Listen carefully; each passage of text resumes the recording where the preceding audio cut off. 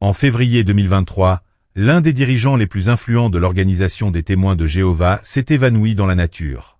Anthony Maurice III, figure emblématique pendant 17 années consécutives, a été écarté sans avertissement préalable ni justification officielle. Depuis cet événement, aucune trace publique de lui n'a refait surface.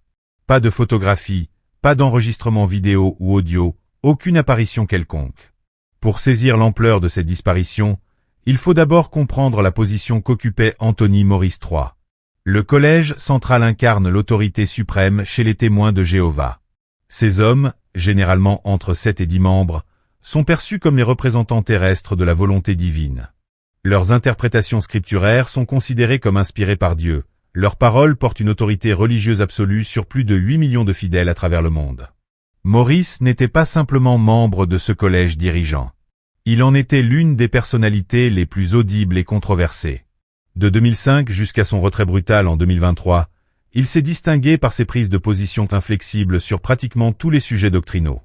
Il a prononcé des discours mémorables dénonçant les pantalons serrés portés par les jeunes hommes, critiqué l'enseignement supérieur comme spirituellement dangereux, condamné l'homosexualité avec une ardeur particulière, et maintenu des positions extrêmement conservatrices qui généraient parfois des controverses même au sein de l'organisation elle-même. Des millions de personnes ont visionné ses allocutions. Son visage apparaissait fréquemment sur JW Broadcasting. Il était mis en avant lors de conventions et d'assemblées dans le monde entier. Pendant près de 20 ans, Anthony Maurice III était omniprésent dans l'existence des témoins de Jéhovah. Le 22 février 2023, tout a basculé. Une déclaration laconique est apparue sur le site officiel. Le communiqué était remarquablement succinct, presque bureaucratique dans sa brièveté. Il indiquait simplement qu'Anthony Maurice III ne servait plus en tant que membre du collège central. Sans explication du pourquoi. Sans mention de circonstances particulières. Sans expression de reconnaissance pour des années de service. Sans indication sur ce qu'il ferait par la suite. Uniquement une notification de son départ. Ce qui s'est produit ensuite révèle la véritable étrangeté de cette affaire. Dans les heures suivant l'annonce, un effacement systématique a commencé. L'image de Maurice a commencé à disparaître du site web officiel.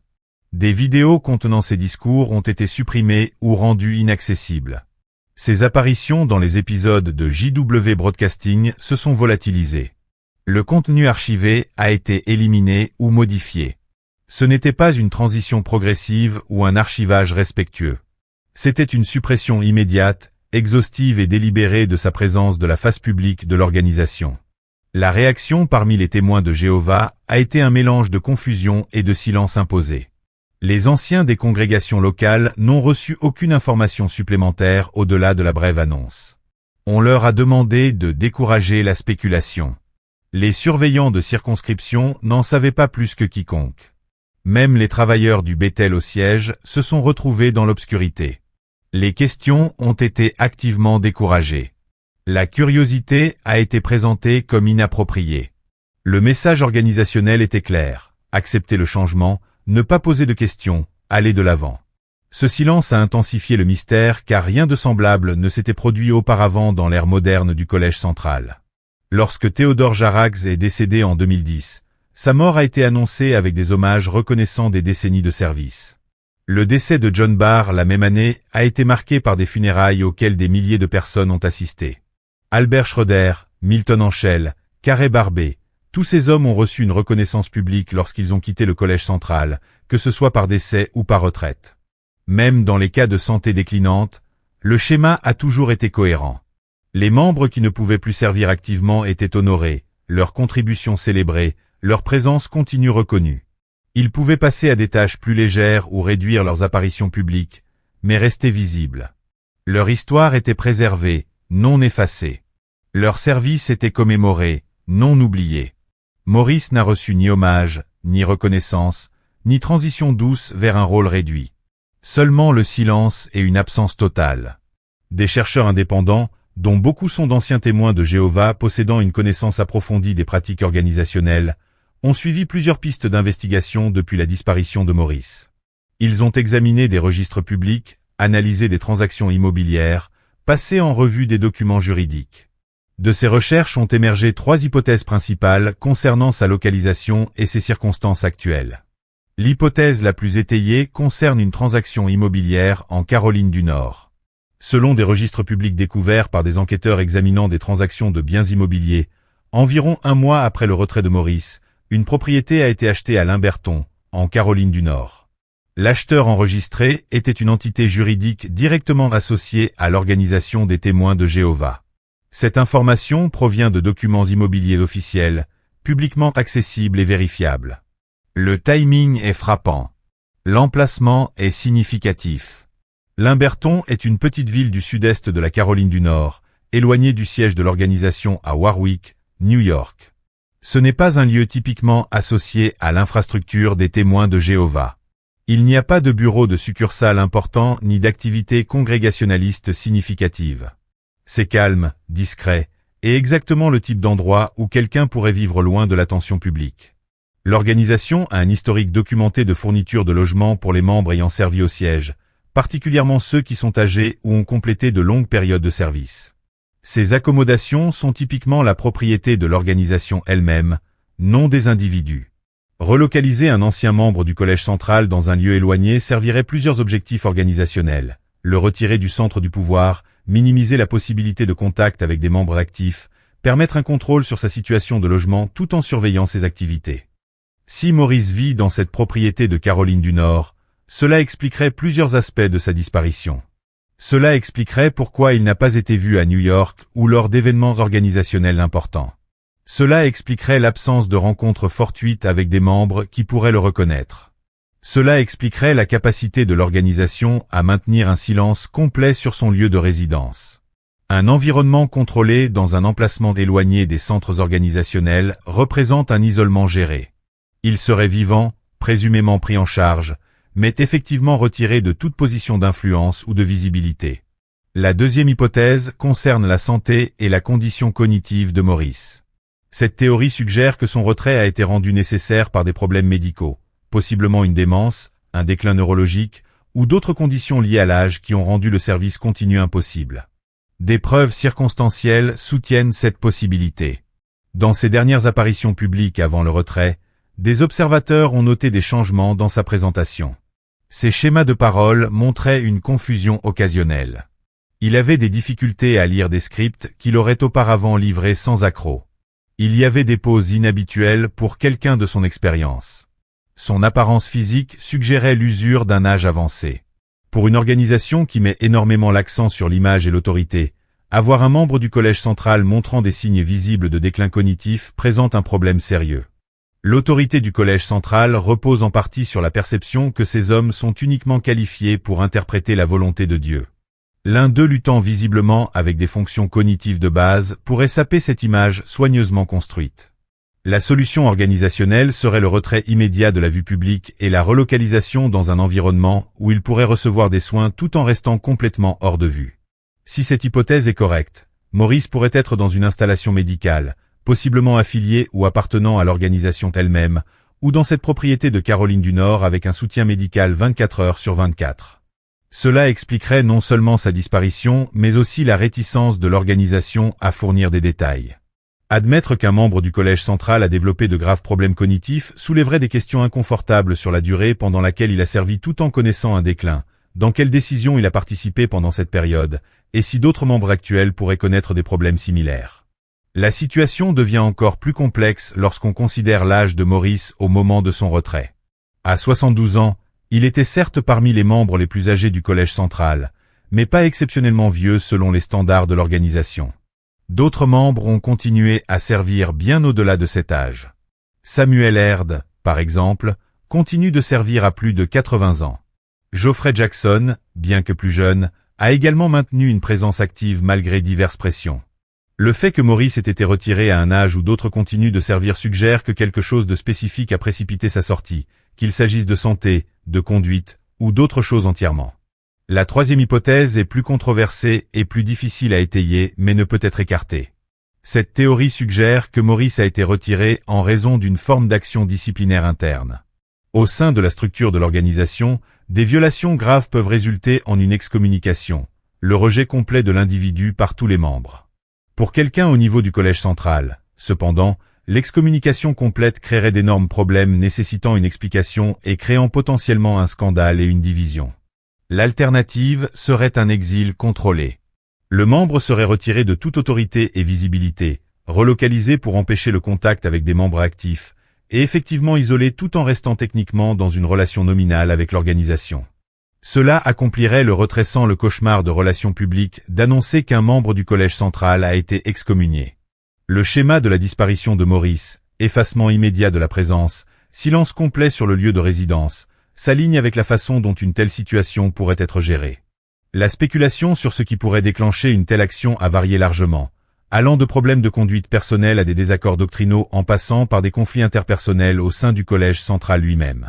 Certains pointent ces déclarations controversées au fil des ans, suggérant qu'il aurait finalement pu aller trop loin. D'autres notent des rapports de tension entre membres du collège central, bien que ceci soit difficile à vérifier. D'autres encore suggèrent des manquements plus personnels, bien qu'aucune preuve crédible n'ait émergé pour soutenir des allégations spécifiques. Un incident particulier a attiré l'attention des observateurs. En mai 2019, Maurice a été photographié dans un magasin d'alcool achetant une quantité considérable de whisky haut de gamme. Les photos, prises par un passant et largement diffusées en ligne, montraient Maurice avec un caddie rempli de plusieurs bouteilles coûteuses. Pour une organisation qui prêche la modération et dont les membres vivent souvent avec des ressources limitées, l'image d'un leader du collège central achetant du whisky de luxe était embarrassante. Bien que l'organisation n'interdise pas l'alcool, l'opulence apparente de l'achat contrastait fortement avec le mode de vie modeste prêché aux fidèles. Cet incident pourrait-il avoir contribué à son retrait éventuel? Difficile à dire avec certitude. L'incident s'est produit 4 ans avant son retrait, ce qui semble être un long délai si c'était la cause principale. Cependant, il pourrait avoir représenté un point tournant dans la perception des autres membres du collège central, ou avoir été un élément parmi plusieurs qui ont finalement conduit à sa destitution. Les faits établis, par opposition à la spéculation, sont limités mais significatifs. Maurice a été retiré du collège central en février 2023. L'annonce était inhabituellement brève, sans explication. Il n'est pas apparu publiquement depuis lors, malgré le fait d'être au début de la soixantaine quand beaucoup de personnes restent assez actives. Son image et son contenu ont été systématiquement retirés des plateformes organisationnelles. L'organisation a refusé de fournir toute information sur sa localisation ou ses circonstances actuelles. Une propriété a été achetée en Caroline du Nord par une entité organisationnelle environ 1 mois après son retrait. En 18 mois, malgré l'attention significative portée à ce cas, aucune observation confirmée n'a émergé. Cette combinaison crée un profil véritablement sans précédent dans l'histoire moderne des témoins de Jéhovah. Jamais auparavant un membre du collège central ne s'est tout simplement évaporé de la vue publique avec une telle exhaustivité. La gestion de l'organisation révèle beaucoup sur ses priorités et ses méthodes. Contrôle complet de l'information, refus de fournir même des détails de base sur l'état d'un ancien dirigeant, effacement systématique de la présence historique, tout cela démontre une culture organisationnelle qui valorise le contrôle et la gestion d'images au-dessus de la transparence et de la responsabilité. Pour les témoins de Jéhovah actuels, cette situation présente un défi cognitif considérable. On leur enseigne depuis leur conversion à faire confiance au collège central implicitement, à accepter les décisions organisationnelles sans questionnement, à éviter la spéculation sur des sujets que le leadership choisit de ne pas expliquer.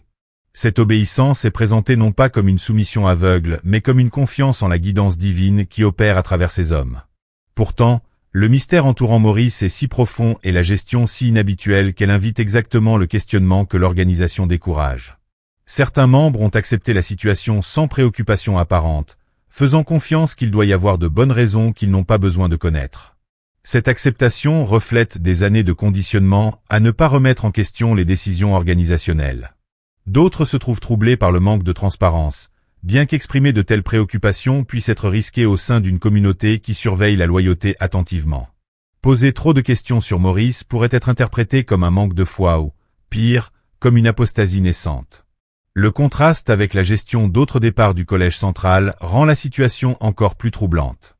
Quand Guy Pearce est décédé en 2014, l'organisation a publié des hommages détaillés célébrant ses contributions. Son service a été commémoré lors de conventions. Sa vie a été présentée comme un exemple de dévotion fidèle. De même, quand Jerry Lush a réduit ses responsabilités en raison de problèmes de santé, Cela a été géré avec respect et reconnaissance publique de son service continu bien que limité. Maurice, en revanche, a simplement cessé d'exister dans le récit organisationnel. C'est comme si ces 17 années au Collège central n'avaient jamais eu lieu. Ses discours, autrefois diffusés avec fierté, ont été supprimés. Ses articles, publiés dans les publications officielles, restent dans les archives imprimées mais ont été retirés des versions numériques lorsque cela était possible. Son nom est rarement mentionné, et quand il l'est, c'est avec une gêne palpable. Pour les ex-témoins de Jéhovah et les observateurs externes, ce cas est devenu emblématique de problèmes organisationnels plus larges. La capacité d'effacer simplement une personne de l'histoire organisationnelle, de retirer toutes les traces de son service, de ne fournir aucune responsabilité sur son lieu de résidence. Cela témoigne d'un contrôle institutionnel que beaucoup trouvent troublant. Cela soulève des questions sur ce qui arrive aux autres membres qui tombent en disgrâce, comment l'information est gérée et manipulée, quels droits les individus ont réellement au sein d'une structure religieuse hautement contrôlée. Le cas Maurice est devenu un point focal pour la critique des pratiques organisationnelles. Des chaînes YouTube dédiées à l'analyse critique des témoins de Jéhovah ont consacré des dizaines de vidéos au sujet. Des podcasts ont interviewé d'anciens membres de haut niveau pour obtenir leur perspective sur ce qui aurait pu se passer. Des forums en ligne ont vu des milliers de messages spéculant sur chaque détail disponible. L'intérêt ne diminue pas avec le temps.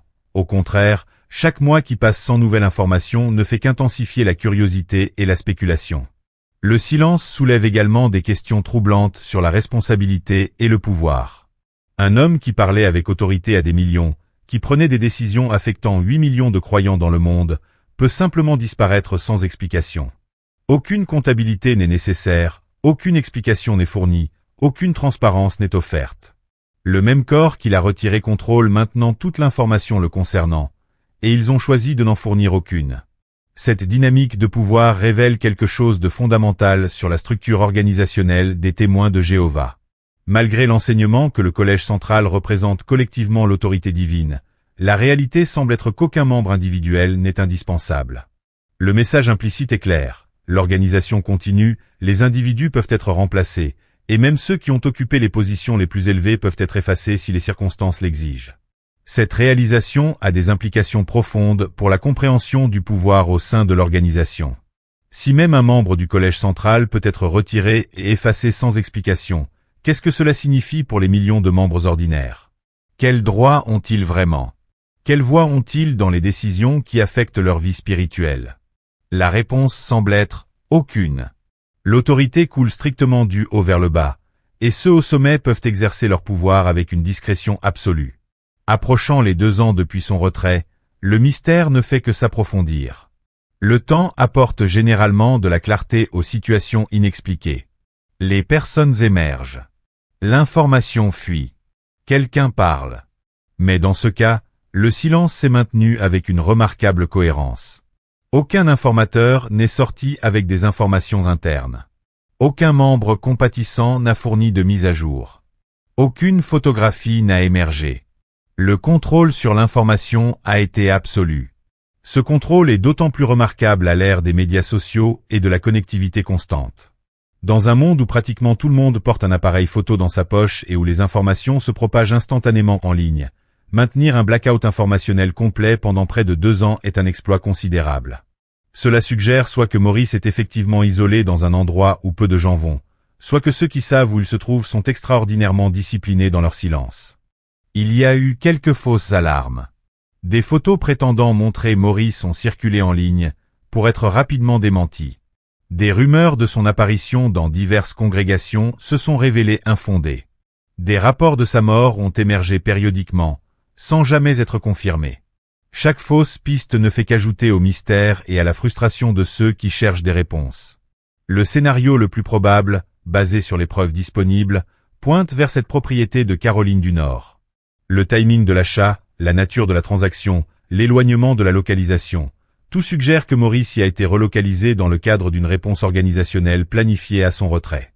Si ce retrait était dû à des problèmes de santé, à une discipline interne, ou à d'autres facteurs reste peu clair.